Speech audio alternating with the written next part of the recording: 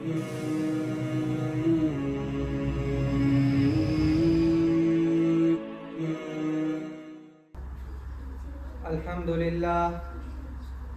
لله وكفى وسلام على عباده الذين اصطفى أما بعد فأعوذ بالله من الشيطان الرجيم بسم الله الرحمن الرحيم قال الله تعالى وعلى الله فليتوكل المؤمنون وقال النبي صلى الله عليه وسلم لا عدوى ولا طيرة ولا هامة ولا سفر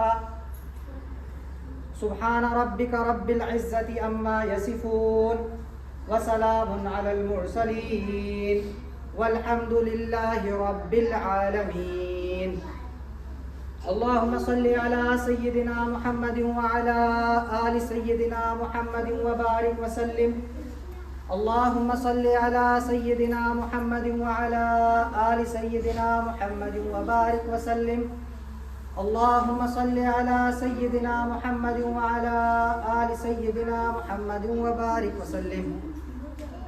My dear brothers, elders, I welcome you again with Islamic greetings. Assalamu alaikum wa rahmatullahi wa barakatuh. May peace, blessings and mercy of Allah subhanahu wa ta'ala be on all of us. My dear brothers, previously, in the previous khutbah of Jummah, we discussed about different aspects and different effects of different sins in this life and in the hereafter as well. And one of the things, effects that we discussed in the past khutbah was that our conditions or sometimes our turmoils, they are because of our own hands, bima kasabat aydihim, that they are because of our own bad doings, our wrongdoings, our sins, our not following the commandments of Allah subhanahu wa ta'ala, not following the path which has been shown by Prophet Muhammad sallallahu alaihi wasallam. And my dear brothers, we are in the month of Safar, and historically in the Safar, during the time of the Holy Prophet sallallahu alaihi wasallam, before, in the time of Jahiliyyah, during the age of ignorance, the people used to believe in different kind of superstitions and bad omen. And similarly, unfortunately, even today, this is a practice for some of the Muslims, among our communities, among our relatives, among our friends, that people still believe in bad omen, in some type of superstition. My dear brothers, Holy Prophet sallallahu alaihi wasallam has called it as shirk. And my dear brothers, shirk is a disease, shirk is a belief, shirk is zulmun azim, shirk is something which will take you towards hellfire. It is one of the sins which in any case will not be forgiven by Allah subhanahu wa ta'ala. It cannot be that we Muslims deem for Jannah, we Muslims ask for Jannah, believing that all these Christians, all these Jews, all these kuffar, these Hindus, these Buddhists, they will enter the hellfire. Why? Because they did shirk. But we Muslims, we will enter the paradise. Sometimes we think it like we have a golden ticket. No, my dear brothers, this thing needs to be demonstrated from our actions. We need to demonstrate it from our tongue. We need to demonstrate it from our heart. We need to demonstrate it from our actions, that we are the people who worship only one God, only one deity, which is Allah subhanahu wa ta'ala. So this is something we need to be very careful of. This is something we need to understand, that the bad luck, or there is nothing such as bad luck or bad omen. This was something that Arabs of the time of Jahiliyyah, they used to practice. They used to delay their marriages during this month of Safar. During this month of Safar, they used to stop traveling. They used to say that we will travel in some other time. They would not engage in big business transactions. The Holy Prophet sallallahu alaihi wasallam, one of the reasons why Holy Prophet sallallahu alaihi wasallam came to this dunya, came to us, was to tell us the haqiqah, was to tell us the reality of this world and the hereafter as well. And the reality, he told us that there is nothing such as superstition. How can a black cat stop the good things coming to you which have been decreed by Allah subhanahu wa ta'ala? How can something which has been decreed by Allah subhanahu wa ta'ala, something to befall you, some illness, some trial, some tribulation, to raise your ranks, come because of a horseshoe, or be stopped because of a horseshoe? Or sometimes people start thinking that today is a thunderstorm, today is a bad omen, I will not do this and I will not engage in this activity. So much so that they even leave the good things and the good practices they used to carry out. For example, giving up in charity, spending in the path of Allah subhanahu wa ta'ala, because of these superstitions, because of these bad omens. My dear brothers, this is something which is, if we fear anything other than Allah subhanahu wa ta'ala, we are indulging ourselves in zulm azim, we are indulging ourselves in shirk. So this is something we need to understand, that safar, or any other time for that matter, it does not bring any kind of misfortune. It does not bring any kind of issue, problem. The good things and the bad things. وَالْقَدْرِ خَيْرِهِ وَشَرِّهِ min Allah ta'ala, that the creator of the good and the creator of the bad is Allah subhanahu wa ta'ala. We are in this world for a very temporary period, for a very short while, for a limited time. We face challenges, we face problems. This thing is bound to come. The place of full satisfaction is Jannah. Inshallah, when we die, if we are following the commandments of Allah subhanahu wa ta'ala, if we are following the path of Prophet Muhammad sallallahu alayhi wa sallam, if we are doing good, if we are forbidding evil, if we are taking care of our children, if we are taking care of our relatives, if we are good with our wives, if we are good with our spouses, then and only we will be able to gain Jannah. And that is a place where there will be satisfaction, happiness, gratitude forever and ever and ever. But in case if we fail to follow that path, in case if we follow the path of Prophet sallallahu alaihi wasallam, follow the guidelines and the commandments of Allah subhanahu wa ta'ala, then my dear brothers, there will be a place which is known as hellfire, Jahannam, forever and ever and ever, where there will be problems, trials, tribulation coming again and again and again. Yes, as Muslims, we believe it as a part of our aqidah, as a creed, that once we face the problems, the effect of the sin that we have done, once we have taken that punishment, we will be given heaven, we will be given Jannah. But my dear brothers, how can we even think that we can endure the wrath of Allah subhanahu wa ta'ala for even a minute second, for even a minimalist moment? Can we endure the wrath of Allah subhanahu wa ta'ala? We cannot endure the heat in Ireland, we cannot endure the pain that may be caused by a hook, by a pin. How can we endure pain or wrath of Allah subhanahu wa ta'ala? How can we imagine ourselves in hellfire for even a single day or a single moment? It is not possible, my dear brothers. We need to fear Allah subhanahu wa ta'ala. And Islam came to remove all these ignorances and all these falsehood. The Prophet sallallahu alaihi wasallam, he abolished these superstitions and he clarified the truth. Allah subhanahu wa ta'ala mentioned in the Holy Quran, قُلْ لَن يُصِيبَنَا إِلَّا مَا كَتَبَ اللَّهَ لَنَا هُوَ مَوْلَانَا وَعَلَى اللَّهِ فَلْيَتَوَكَّلِ الْمُؤْمِنُونَ. Say, nothing will happen to us except what Allah has written for us. He is our protector, and in Allah let the believers place their trust. This verse teaches us that no month, no day, no star, no numerical figure can harm us, and it is only Allah subhanahu wa ta'ala. If He has decreed something for us, the good thing will come to us. If He has decreed something bad for us, the bad thing will come to us. But this aqidah of understanding the decree of Allah subhanahu wa ta'ala, it is as if that I have a child, a son or a daughter, and I know that he likes a particular type of brand of chocolate, and I place 3 brands of chocolate. Out of my limited knowledge, out of my limited ilm, I know that my son or daughter will automatically choose this bar of chocolate.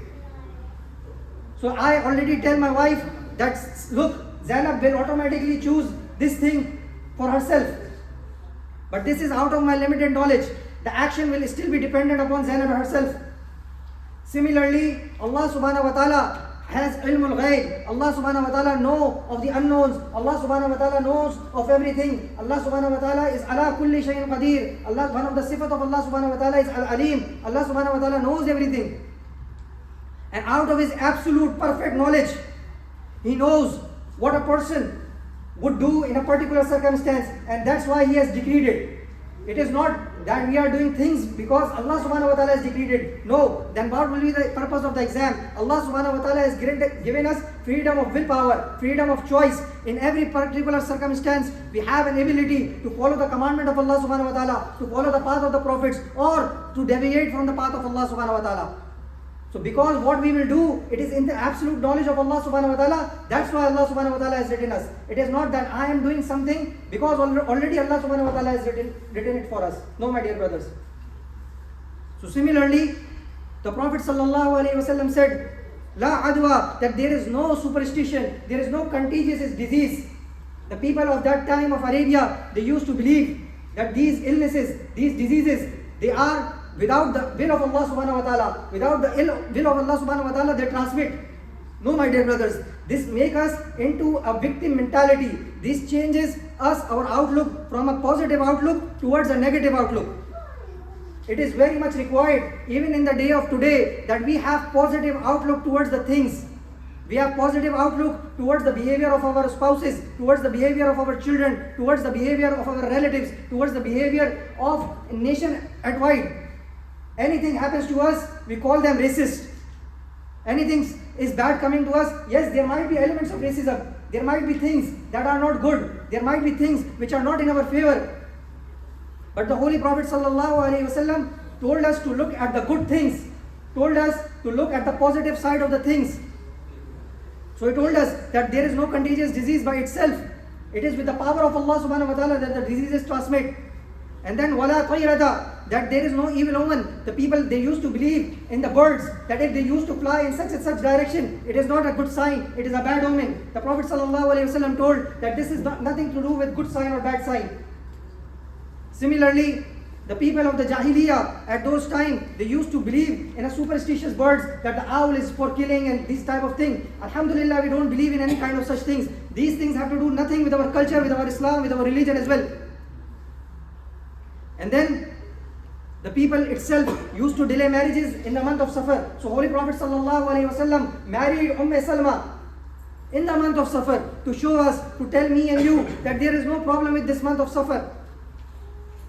You can get married, you can do your contracts, you can do your good deeds in the month of Safar. There is no point in delaying. There is no point of thinking that something else other than Allah subhanahu wa ta'ala can benefit you or can cause loss to you.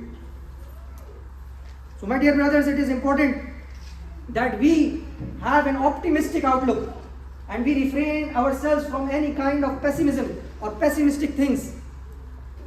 Let me remind you of the event of Treaty of Hudaybiyah. At that time, for the Treaty of Hudaybiyah, the Quraysh, they considered, they gathered and they did a mashwara and they sent Hazrat Suhail ibn Amr radiallahu anhu. The Prophet sallallahu alaihi wasallam looked at the positive side of the things. He said, Suhail is coming. Suhail comes from the root word sahal, which means to make it easy. So the things will be easy for us. So the Holy Prophet sallallahu alaihi wasallam, with this little detail, he guided us with the principle that you need to look at the good things. And similarly comes the idea of the good names. Today, in this modern day and age, another fitna is beflicting our society, is beflicting our Muslim nation. People come and ask for the names and they want the most unique names, most out of the world names for their children. My dear brother, the blessed names are the 99 names of Allah subhanahu wa ta'ala mentioned in the Holy Quran.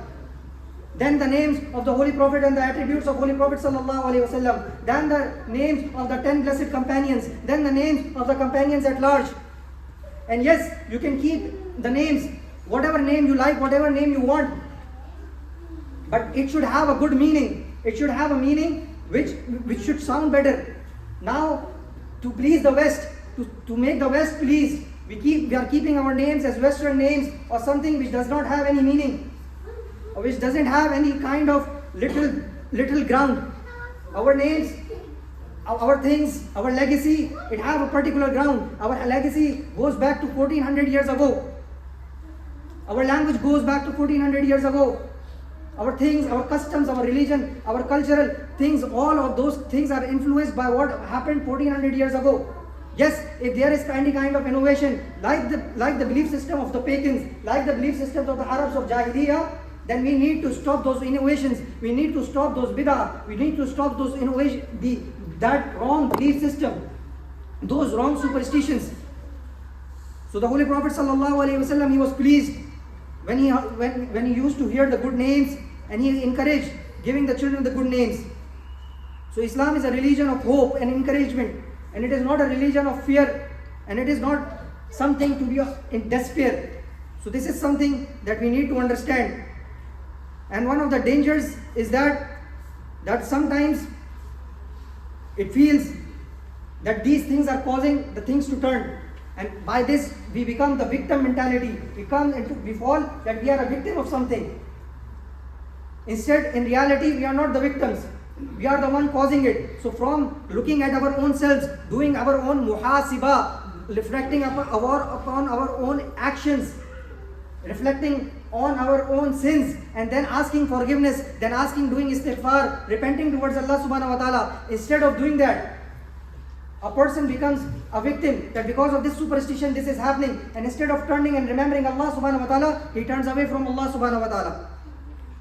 So my dear brothers, this is something that we need to understand. We need to remember that every month and every day is an opportunity of ibadah. Every moment is an opportunity of zikr of Allah subhanahu wa ta'ala. Everything is an opportunity to remind ourselves of Allah subhanahu wa ta'ala. Allah subhanahu wa ta'ala's Prophet sallallahu alayhi wa sallam, he taught us this dua: Allahumma la ya'ti bil hasanat illa anta, wa la yadfa'u sayyi'at illa anta, wa la hawla wa la quwwata illa billah. That, oh Allah, none brings good except you, and none removes evil except you, and there is no power and no strength except through you. So my dear brothers, it is important that we remember ourselves, and we remember our faith, and we remove any kind of superstitions in our families and our relatives, and we stick only and only to worshipping Allah subhanahu wa ta'ala alone, thinking of Allah subhanahu wa ta'ala alone as our God, as our deity to worship, not just by actions, but from our tongue, from our heart, and from our actions. May Allah subhanahu wa ta'ala accept what has been said and shared. Alhamdulillah.